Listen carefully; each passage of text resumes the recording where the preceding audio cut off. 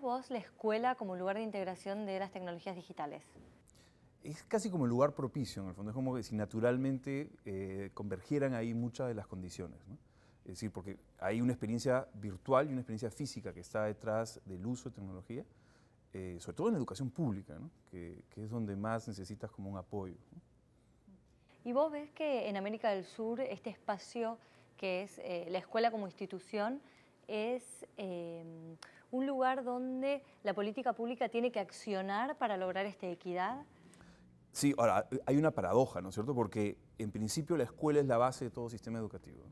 Pero si, por ejemplo, en el sistema peruano, tú ves dónde está la institución que de alguna manera está más cercana a la escuela y está como al final de la fila, ¿no es cierto? Al fondo, ¿no? Entonces hay un montón de otras cosas que son como prioritarias y la escuela en sí misma está dejada como al último, ¿no? De hecho, la mirada ahora es eso, es como cambiar, que toda la organización del ministerio, por ejemplo, esté en función de la escuela y de lo que sucede en la escuela y de darle espacio a los gobiernos regionales para que tomen un poco más de acción, ¿no? El Perú ha pasado por un camino difícil, ¿no? En términos de descentralización. Durante muchos años, el 90% del Perú era básicamente Lima, ¿no? Desde población hasta Producto Bruto Interno, incluso hasta movida cultural, ¿no? Hoy día, felizmente, eso se va moviendo muy interesantemente. ¿Y cómo ves en la región, con los otros países de América del Sur? ¿Hay un avance en este sentido? ¿Lo ves de una manera de un lugar de integración? Nosotros tenemos una crisis institucional muy fuerte, ¿no? Que es como de la década perdida y no todo el mundo lo ve con claridad, ¿no? Que es Fujimori y Montesinos, ¿no? Destruyen la institucionalidad en el país. Y entre las instituciones que caen es la escuela, ¿no? Y cae el maestro también, ¿no? Porque además es agravado del tema de Sendero Luminoso, ¿no? Este grupo terrorista, lo que básicamente hacen a inicio de los 70, finales de los 70, inicio de los 80, es construir sus bases, ¿no? Sus bases populares sobre el magisterio, sobre los docentes, ¿no? Entonces, eso destruye la carrera magisterial en los últimos años y por lo tanto destruye la educación. El Perú es probablemente el último de los países de América Latina, el penúltimo de los países que rinden PISA, ¿no? Entonces, el aprendizaje en sí mismo está abandonado. ¿Y vos cómo ves que lo están tratando de reforzar ahora o de revertir? Hay muchas estrategias, ¿no? La gestión pública de la educación es medio esquizofrénica, ¿no? Con una mano avanzas a una velocidad, con la otra, ¿no? Diseñas por un lado, ejecutas por otro y vas corrigiendo sobre la marcha, ¿no? Una de las primeras cosas que estamos buscando hacer es generar evidencia, ¿no? Durante años el sector se ha dirigido como a ciegas, ¿no? Con pura intuición, buena voluntad o no tan buena voluntad, ¿no? Dependiendo de quién está en el timón, pero sin evidencia, sin información, sin poder hacer política pública, ¿no? Y en ese sentido, en relación a la región, creo que estamos un tanto rezagados, ¿no? A mí por un lado me emociona porque creo que hay como una gran oportunidad de hacer cosas hacia adelante, pero también es un poco duro, ¿no? Ver que no hay mucho documento de política, por ejemplo, ¿no? Y menos del Estado. La mayor parte de los documentos de política vienen de centros de investigación, ¿no? De la sociedad civil. ¿Cómo ves el tema de la educación con las nuevas tecnologías, con Internet, el celular, la computadora, la netbook? ¿Qué posibilidades crees vos en esa conjunción? Mira, yo, claro, estudiante de sociología, trabajaba en una ONG que hacía política económica y había una pequeña rama de política educativa. Y en eso aparece Internet, ¿no? Y Internet para mí era como la nueva promesa, la nueva utopía social, ¿no? Era como el gran democratizador de la información, ¿no? Era como la panacea, la sociedad de la información y el conocimiento. Entonces, claro, como que abandono todo, dejo todo y me meto al Internet por una apuesta, por justamente esta idea de el periodista sin periódico, ¿no? El novelista sin editorial, ¿no? El periodismo ciudadano, o sea, todas estas cosas eran como la carga cultural, la expectativa que estaba detrás de Internet.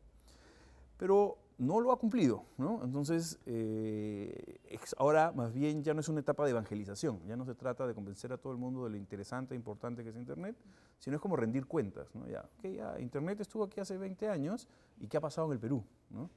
Y en muchas cosas el Perú es casi el mismo país, ¿no? Internet no ha cumplido la promesa, ¿no?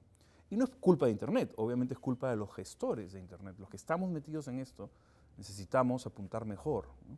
Y aparte, ¿por qué debería cumplir la herramienta la promesa?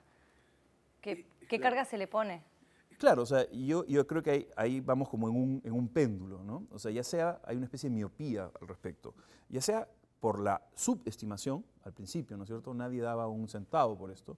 Y hace 10 años que tuve la oportunidad de estar también en la administración pública, en el tema de Internet en la educación, los organismos internacionales eran los primeros en decir no, no pongas computadora, no pongas Internet, porque eso es populismo, ¿no?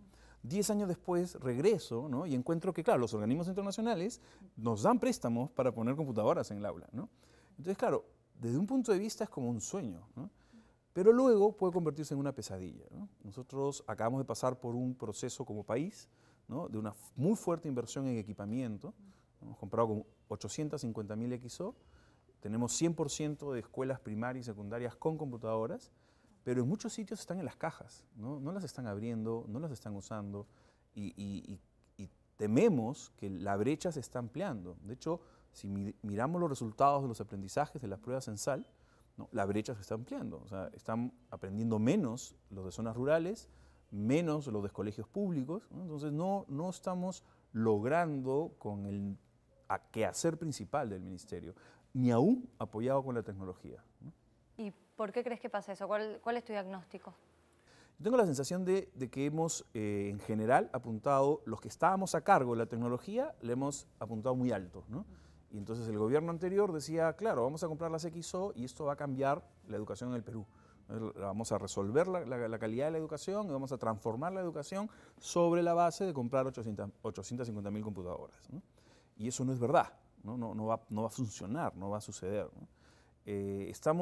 Hemos apuntado mal, en vez de mirar temas de acceso, uso, apropiación y sostenibilidad, nos hemos quedado en acceso, ¿no? Y el rol del Estado es construir infraestructura, ¿no? O infoestructura, pero no estamos mirando apropiación, ¿no? Y justo ahora hay que ser críticos y decir, bueno, si a alguien no hace más feliz, si a alguien no le hace la vida más fácil, ¿no? Si a alguien no aprende más, ¿no? No está funcionando, ¿no? La tecnología no es un fin en sí mismo, es los beneficios de la tecnología la que tenemos que buscar. ¿Y cómo es al docente ahí en esta tensión? El docente peruano y la tecnología están ni siquiera podríamos decir un divorcio, porque un divorcio tendría que haber significado que en algún momento estuvieron casados, ¿no es cierto?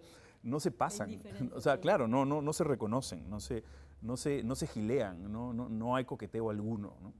Y en parte es por esto que te explicaba, ¿no? El deterioro de la carrera magisterial que está asociado a la crisis político-social que vive el país, mezcla de Fujimori y Montesinos y el senderismo y tal, hace que el profesional menos valorado en el Perú sea fundamentalmente el maestro. El maestro de escuela pública está claramente en el fondo. Entonces, es un profesional al que le falta desde autoestima, ¿no? Hasta herramientas políticas, y por eso es susceptible de muchas manipulaciones. Entonces, hoy día ellos se enfrentan a las computadoras que además están diseñadas para los alumnos, no para ellos, ¿no? Han recibido una capacitación muy básica. Entonces, yo siempre digo que es como si fuéramos un banco, ¿no? Y entonces, y es la sucursal, y hemos llegado a la sucursal y le hemos dado la computadora al cliente, ¿sí? Entonces el cliente llega con la computadora al cajero y el cajero está con lápiz y papel.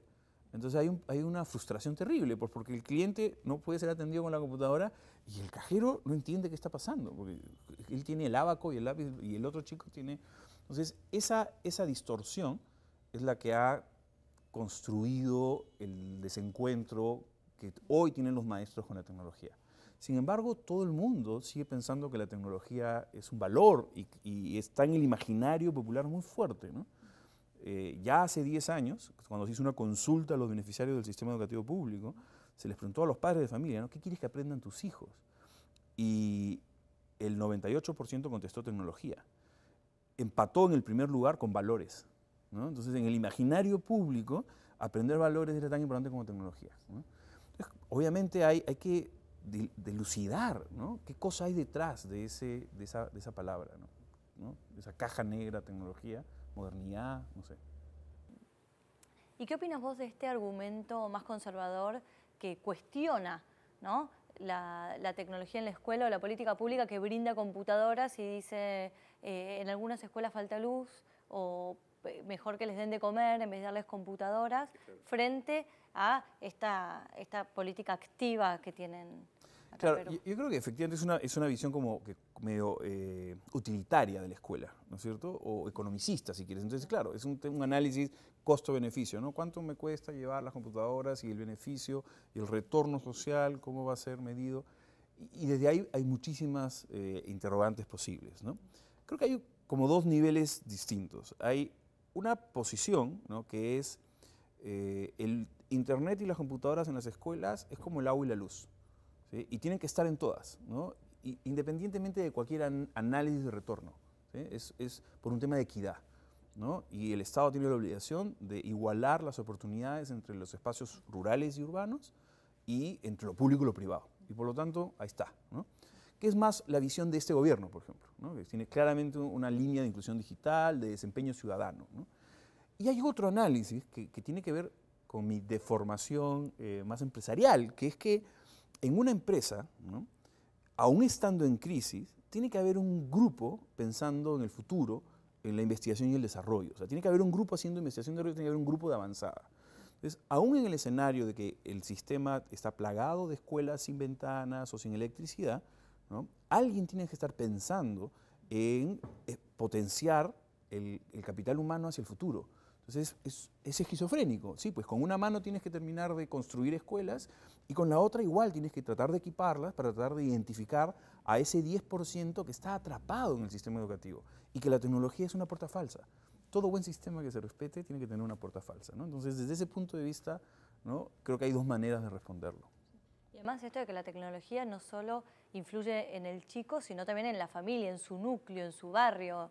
¿Cómo ven eso también? ¿Lo investigaron? O sea, de hecho, hay algunas investigaciones que han mirado el impacto del Internet en el ingreso desde el lado económico, ¿no es cierto?, en el ingreso por familia, ¿no?, el impacto. Y estamos haciendo ahora una evaluación de las XO en la familia, sobre todo en las que se han entregado en 1 a 1, ¿ya? O sea, digamos, hay análisis preliminares, ¿no es cierto?, que van en la línea, efectivamente, del impacto alrededor, ¿no? Pero algo que viene desde el sentido común y que eventualmente, ojalá, lo podamos validar con evidencia en algún momento, es que, claro, este espacio en donde el alumno, el niño, puede ser mejor que el docente, que el adulto, incluso su padre, es un espacio muy poderoso de autoestima, ¿no es cierto? Es un espacio en donde por un instante, ¿no?, el mundo se voltea, ¿no?, todo al revés, y eso yo creo que le genera un incentivo muy fuerte al niño, ¿no?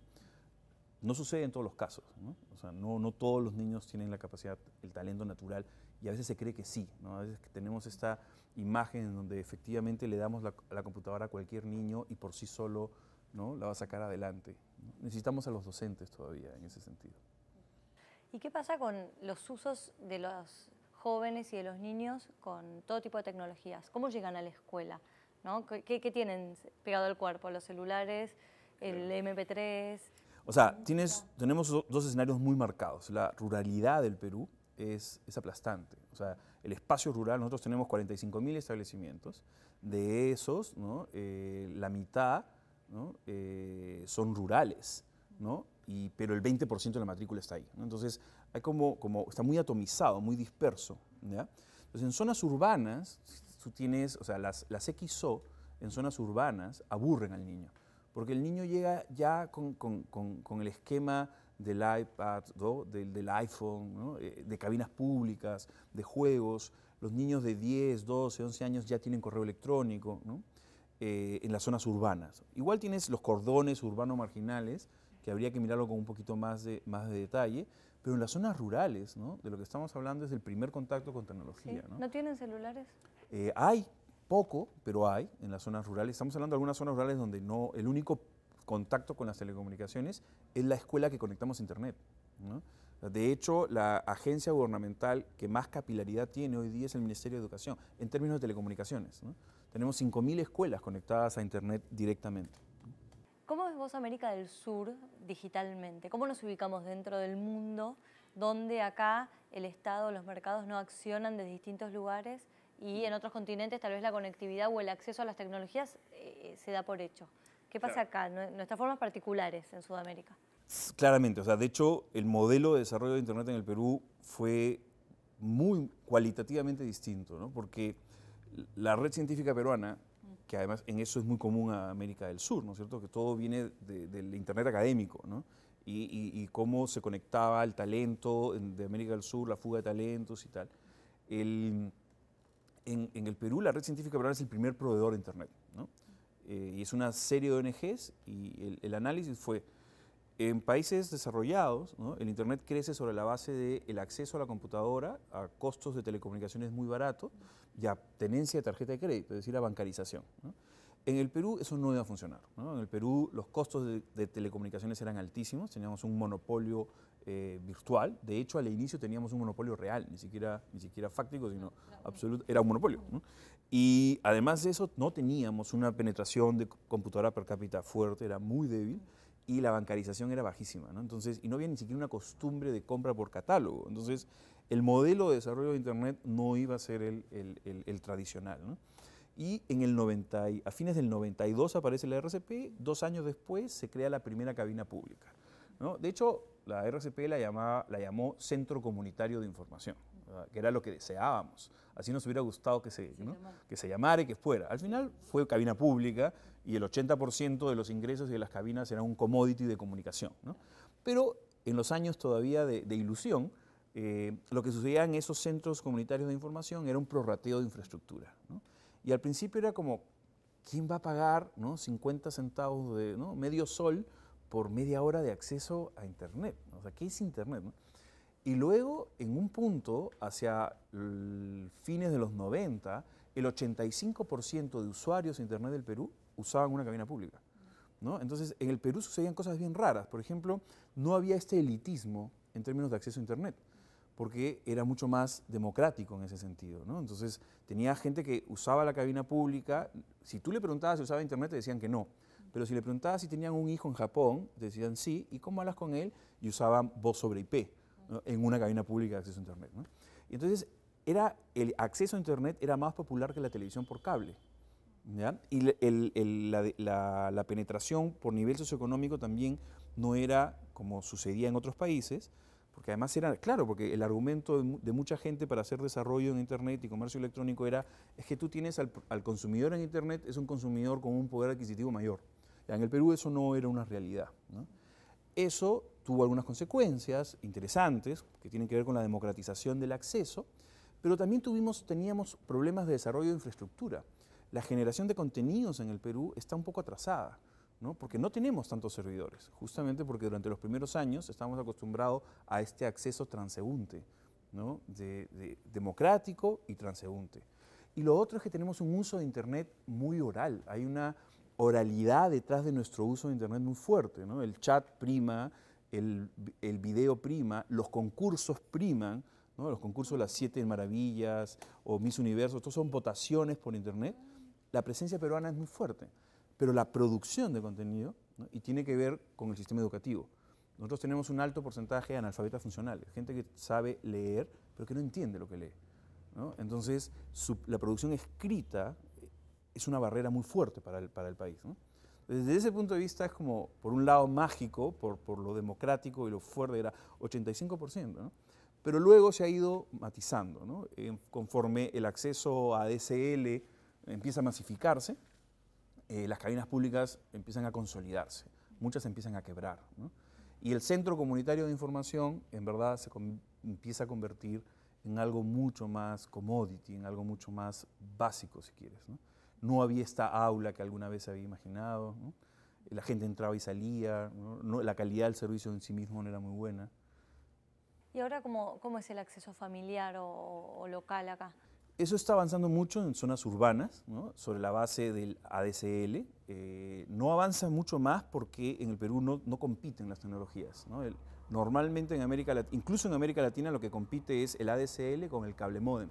¿Qué es el ADSL? El ADSL es una tecnología que es la que está detrás de la marca comercial Speedy, ¿ya? Y el cable módem, normalmente en otras partes de la región, es de otra compañía. En el Perú todo es de la misma compañía. Entonces han estratificado el mercado. Entonces les dan cable módem a un sector y le dan ADSL a otro sector, en vez de competir entre ellos, ¿no?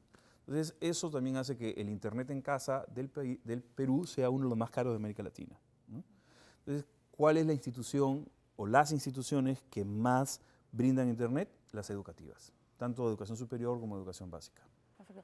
Y más allá de la institución educativa, ¿el Estado tiene una acción concreta actual o planificación de una política pública de acceso de conectividad más allá de la escuela? Sí, acaba de aprobarse el proyecto, la ley de banda ancha, ¿no? Y lo que busca crear esta ley de banda ancha es una espina dorsal en todo el país de fibra óptica, ¿no? Pero nuevamente, si te das cuenta, el enfoque es hacia infraestructura, ¿no? Que la necesitamos, sobre todo en este tema la necesitamos, pero la infraestructura está bien, pero los servicios, ¿no? Donde estamos muy atrasados como Estado es en la oferta de servicios. O sea, la compra y venta, el Estado debería ser el primer gran comprador por Internet, ¿no? Porque eso ha dinamizado en México y en Chile, han dinamizado el comercio electrónico. Esto todavía está avanzando, ¿no? Ligeramente. El desarrollo de Internet en el Perú no ha sido endogámico, ¿no? Ha sido como exogámico. O sea, todo el argumento era, me acuerdo de los primeros años, o sea, tú vendías Internet sobre el concepto de entra a la biblioteca del Congreso de los Estados Unidos. Ya, pero, ok, sí, son miles de libros, pero no los puedo ni leer, ¿no es cierto? Entonces era como un acceso a la globalización, pero no era un servicio cotidiano, o sea, no había valor cotidiano en ese acceso. Entonces, durante años fue una promesa de globalización tonta, ¿no? Sin un sentido utilitario cotidiano, ¿no? Hasta que, claro, empezó el primer banco en el Perú a hacer home banking, ¿no? Y entonces empezó a tener una razón de ser, estar más o menos conectado, ¿no? Más allá de lo lúdico y la felicidad pura, ¿no? Una cosa más, como más utilitaria, ¿no? Entonces, la oferta de servicios sobre Internet ha demorado mucho en el Perú. Entonces, y esta ley, básicamente, de banda ancha es como la política más fuerte. Hay una oficina de gobierno electrónico. En el Perú también ha sucedido una cosa como extraña. Tenemos el marco regulatorio probablemente más avanzado de América Latina, ¿no? Tenemos una ley de firmas digitales, tenemos una ley de teletrabajo, tenemos leyes para casi todas esas cosas, ¿no? Pero nada de eso sucede, ¿no? Es como la ley está esperando ahí a que haya masa crítica, ¿no? ¿Y cómo ves a los jóvenes? ¿Cuáles son sus principales usos hoy en relación a Internet? O sea, en verdad, el joven está comunicándose, ¿no? Permanentemente y no lo está haciendo tanto en la computadora, lo está haciendo mucho más en los dispositivos individuales, ¿no? Ya sea un smartphone o celulares convencionales, ¿no? El SMS. Y hay como una carga hacia lo individual y hacia la reformulación de identidad, que es también, claro, yo no puedo dejar de verlo como una oportunidad, ¿no? Pero para mucha gente es una amenaza, ¿no? Y no logran entrar al código, no logran trascender, ¿no? Entonces están preocupados porque están deformando la lengua, ¿no? Porque entonces como ya escriben en siglas, abreviando, ¿no? Entonces están más preocupados sobre lo que va a decir la Real Academia de la Lengua que mirar cómo hago para en ese idioma o en ese código, ¿no? Transmitir los mensajes para acompañarlos. Sí, eso está pasando en todos los países. Y bueno, y somos una generación de transición, entonces el sentido común que hace que un padre le diga, oye, cuando vayas al cine, ¿no? No entres solo al baño, ¿no? Ese padre no está igual de equipado para aplicar ese sentido común al Internet. Entonces el padre de una familia de clase media normal le pone Internet al chico, le da una computadora en su cuarto. Entonces, claro, una computadora conectada a Internet es un espacio público. Y el padre no entiende que es un espacio público, ¿no? Entonces le pone un espacio público dentro del espacio privado. Y entonces, pero además se lo da él mismo. Entonces es un mensaje de seguridad. Yo te estoy dando esto para que lo uses en tu cuarto, ¿no? Entonces no están los códigos de defensa, ¿no? Entonces yo creo que los chicos se manejan muy bien en el espacio virtual, pero el problema que tienen es cuando el espacio virtual se mezcla con el físico, ¿no? Entonces ellos no se imaginan bien cómo eso que parece a la hora de llevarlo, ¿no? O sea, de traducirlo a lo físico. Entonces comparten información personal, ¿no? No se cuidan en el conocer a esta persona, a esta chica o a este chico que conocí por internet, ¿no? Me cito y voy solo. O sea, hay como cosas de sentido común que el padre de familia no puede trasladarle a su hijo porque no lo vivió nunca, ¿no? ¿Cuáles son las principales amenazas y beneficios que vos ves de esta introducción de un espacio público que trae Internet en la computadora al espacio privado de la familia? Claro, para mí el problema es que está funcionando sin ser todos claramente conscientes de lo que está pasando, ¿no? Entonces, ahí va a haber fricción, ¿no? Y en esa fricción hay muchos temas de seguridad, ¿no? De seguridad básica, ¿no? Empiezan a sonar, ¿no? Las parejas que se conocen y se casan por internet y luego no solo terminan divorciándose, sino ha habido incluso asesinatos y cosas muy sonadas, ¿no? Que probablemente sucedía igual antes, solo que ahora está mucho más mediatizado. Pero igual se levantan como una puerta falsa, como un espacio de intromisión a mi privacidad y donde no tengo herramientas, ¿no? Es esa ignorancia, porque en el fondo sí hay herramientas y sí hay maneras de proteger y de tener una vida virtual absolutamente abierta, y ahí van los beneficios, en verdad, ¿no? Para mí, parte de los beneficios en la familia, ¿no? Es la libertad de roles, ¿no? Y tener muchas vidas. Entonces, claro, tener muchas vidas para alguien suena complicado, ¿no es cierto? En general podría sonar esquizofrénico, pero es que en verdad tenemos muchas vidas. O sea, no lo podemos tapar, es como tapar el sol con la mano. O sea, tenemos roles, ¿no? Y hay roles que nos gustan más, roles que nos gustan menos, modificamos los roles en el tiempo, ¿no? Esa libertad, esa autonomía, para mí es uno de los principales beneficios del Internet. Pero creo que hay un choque generacional, ¿no? Y los padres no están listos para acompañar en el proceso a sus hijos. Y les dan señales cruzadas, ¿no? Darle una computadora a su hijo para que la use en su cuarto es una señal cruzada, ¿no? No tiene nada de malo per se, pero si no se las doy acompañado de una batería de, ojo, con 4 o 5 principios, ¿no? O sea, la virtualidad se tiene que enseñar todavía, ¿no? La virtualidad no termina de ser entendida como una categoría natural, orgánica, ¿no? Estamos construyendo ese sentido de virtualidad y los adolescentes son como muy susceptibles a ellos, ¿no? ¿Y cómo fue tu experiencia con las nuevas tecnologías y con Internet? ¿Cómo recordás que fue tu introducción, ¿no?, a este mundo? Fue muy gracioso porque la primera persona a la que escuché hablar de Internet fue una de mis suegras, ¿no? Y entonces era como, pero además tuvimos una relación, no, además una persona de mucha edad, ¿no? Muy mayor, ¿no? Pero muy joven de espíritu y muy dispuesta siempre a mirar y probar cosas nuevas. Entonces me habló de Internet y yo enganché absolutamente, ¿no? O sea, además este espacio en donde uno puede ser autodidacta, en donde no hay vacas sagradas, porque además nadie había estudiado Internet en la universidad, entonces nadie podía venir a decirte, ¿no?, yo lo sé todo sobre esto. Un espacio que per se nunca lo podía saber todo porque siempre habían cosas nuevas, ¿no? Era absolutamente mi adoración, me ganó, me consumió. Y al principio yo me metía en este tema, pero como marginalmente en mi carrera de sociología, ¿no?, y la investigación y la academia. Y la gente me decía, oye, pero ¿por qué no te dedicas a esto? Y yo decía, no, es como un hobby, ¿no? Es esto, no, yo en verdad lo que quiero hacer es investigación. Y claro, y en el fondo el potencial de esto, yo creo que el momento en que me compré una cámara web, ¿no?, y conocí a alguien que estaba en Estados Unidos, que además era una chica argentina que estaba en Estados Unidos, ¿no?, y empezamos a transmitir imágenes, ¿no?, y a conocernos a través, ¿no?, o sea, esa sensación, ¿no?, además de cierta marginalidad, porque claro, usaba la máquina de la oficina para hacer esto, ¿no?, entonces era a ciertos horarios, ¿no? Entonces ese espacio para mí fue muy poderoso, ¿no?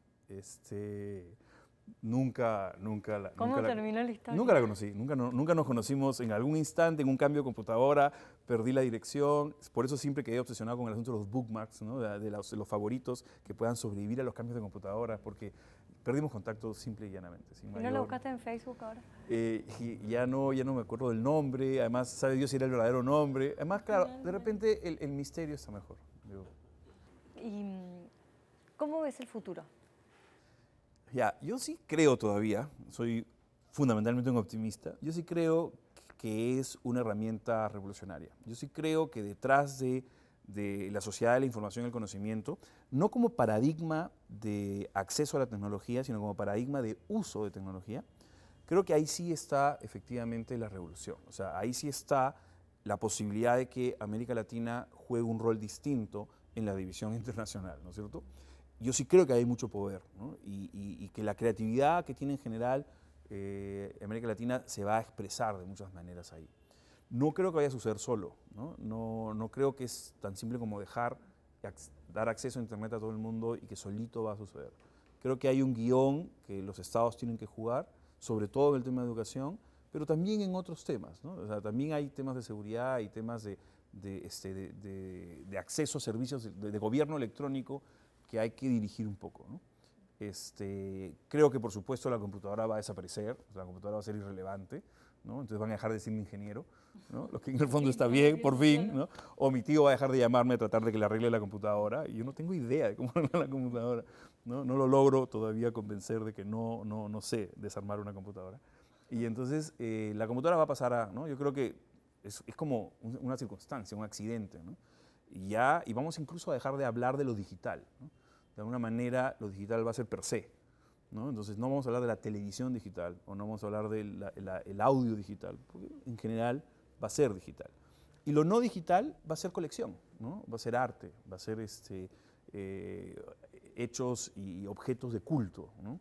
No van a desaparecer, no van a subsistir, ¿no? El libro va a ser una cosa mucho más valiosa, ¿no es cierto? Tener un libro, o sea, yo creo que vamos a leer muchísimo en Internet y vamos a trasladar la lectura cotidiana hacia dispositivos de distinto tipo, incluido el televisor, sí.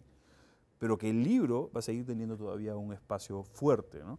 Revalorado, ¿no? Mucho más, digamos, el valor unitario de cada libro va a subir, ¿no? Y van a ser más piezas de arte que de cultura popular, ¿no? Yo creo que la cultura popular va a estar detrás de los teléfonos celulares y de los SMS y de las palabras abreviadas, Y ¿no? de las K. Y de las K, Reemplazando las y de Q. las caritas y de los emoticones, ¿no? Hacia allá hay un espacio que mirar. Y nada, para en el Perú concreto, que tenemos 70 lenguas, ¿no? Creo que la tecnología es una manera de administrar la diversidad, ¿no?